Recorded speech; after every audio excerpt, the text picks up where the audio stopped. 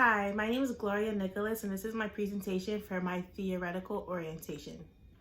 This is for the MNHN 632 Counseling 2 class with Professor Kaz, Spring 2023. The theory that I chose that most applies to me is Adlerian therapy. Adlerian therapy can be defined as emphasizing the individual's strivings for success, connectedness with others, and contributions to society as being hallmarks of mental health. Within Adlerian therapy, there's also individual psychology.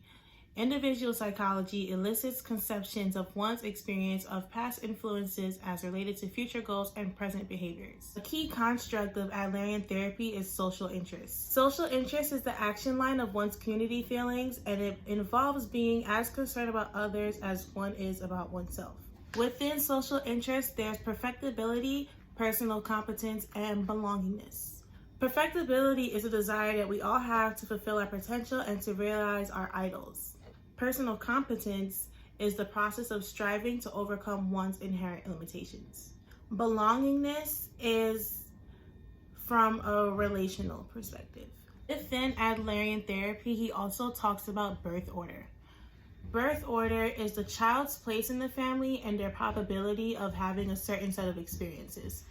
And then within birth order, there are 5 categories. There's the oldest child, the second of 2, the middle child, the youngest, and then the only child. The actual order that the children were born in is not relevant, but how the individual interprets their place in the hierarchy, a familial hierarchy. For example, if the person is the second child, but they have their younger sibling that's 10 years younger than them, then they were mostly raised as the youngest, even though they are technically the second child.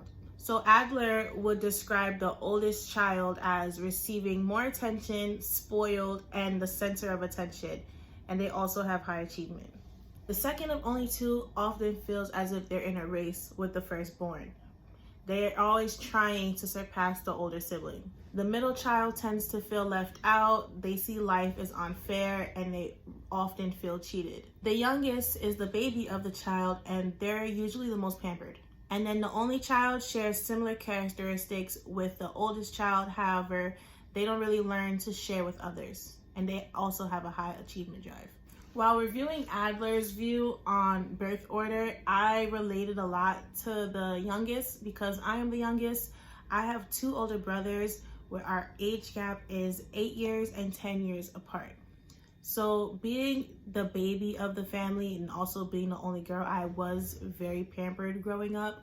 I would say that I am still kind of pampered going into adulthood. Looking back into my childhood while completing this assignment, I realized that I had more opportunities than my brothers might have had growing up. Due to this pamperedness, it also made me helpless. Helplessness is a state of incapacity, vulnerability, or powerlessness associated with the perception that one cannot do much to improve a negative situation that has arisen. I'm very dependent on others. If not my parents, then my older brothers, because there is such a large age gap. I have a hard time making decisions for myself. I always look for others for validation before I ever complete anything. So now reading on Adler's view of birth order, I feel as if it explains why I am the way I am. And although Adlerian therapy has its strengths, there are also limitations within it. Some limitations that I found within Adlerian therapy is that it focuses on self as the locus of change and responsibility. Certain cultures are not interested in exploring childhood experiences, and birth order does not apply to extended families. For example, I grew up in a Haitian community, and they don't believe in childhood trauma. They basically tell you to live in the moment and get over it. So if you were to try Adlerian therapy with a strict Haitian, I don't think it'd be applicable because they're not gonna want to experience what they went through in the past. Birth order is very specific. It doesn't apply to people that have step siblings or step parents or half siblings. So there's a flaw in that as well. For example, I know of someone that has siblings on both sides of their parents, but they don't all share the same two parents. So in some cases, he is considered the youngest, and then on the other side, he's considered within the middle. So it really depends on how you look at it and which side of the family you're talking to. I feel as if birth order really only applies to two-parent households where each kid have the same mother and father. In my opinion, a solution to the Adlerian therapy limitations would be to expand birth order.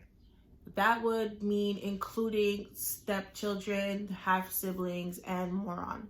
Another solution to Adlerian therapy is to include attachment theory. Attachment theory is the belief that humans are born with the need to form close emotional bonds with their caregivers. Within attachment theory, there are 4 stages: secure, anxious, resistant, avoidant, and disorganized, disoriented.